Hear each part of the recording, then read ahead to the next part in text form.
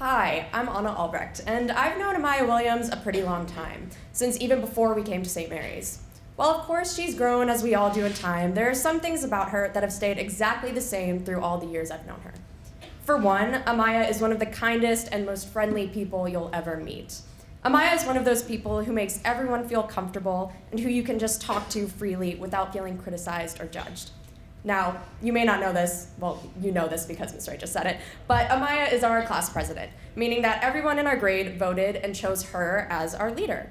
However, we have not chosen her just once, not even twice, but for 3 years, the class of 2020 has willingly chosen Amiah as their class president.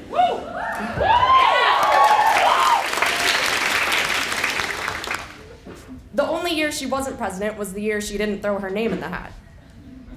Amiah is determined, hardworking, kind, and completely genuine. I am lucky to be introducing Amiah because there are so many good things to say about her. She's a great friend and just an amazing all-around person.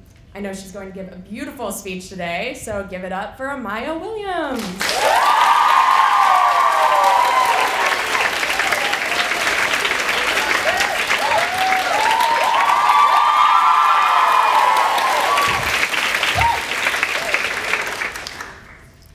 Imagine that you are standing at the base of a mountain. You look up and you realize that it's a lot bigger than it looked outside the window of your cabin. The clouds cover the top and you don't know what's on the other side. You now imagine that you're at the top of the mountain. You turn around and you look back at the mountain you just climbed and you feel accomplished. You feel so tall and you see that it's even more beautiful up close than it was from your window.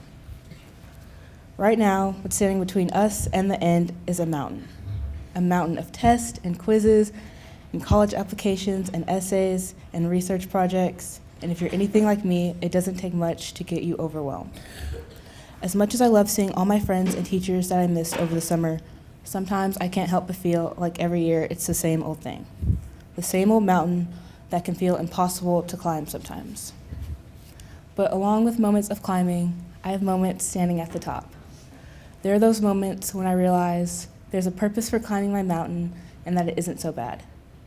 For me, these moments come about once or twice a week for about 2 hours at a time when I get in my car and I drive to multinational ministries. During that time, I don't have to worry about climbing a mountain of work. I just sit with Alicia, and Juan Diego, and Scarlett, and Santiago, and for 2 hours, I get to just do first grade math in those little child-sized chairs. I get to play on the playground and push them on the swings. I get to hold their hands and walk and listen to how their days were. What I learned from those first graders every single time I see them is that the mountain I have to climb doesn't have to be climbed in one day. Those kids have their own mountains.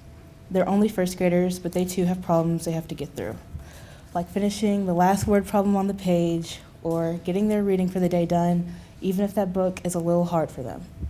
And this isn't to say that they go through more than I do or I go through more than they do. This is just to say that we both have obstacles to overcome.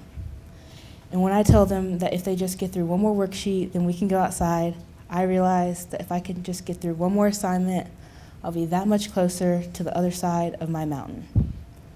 When I go to multinational, I'm not exactly helping change the world, but I am helping myself and every single one of those kids I mentioned, and they're helping me. We help each other climb up our mountains a little easier.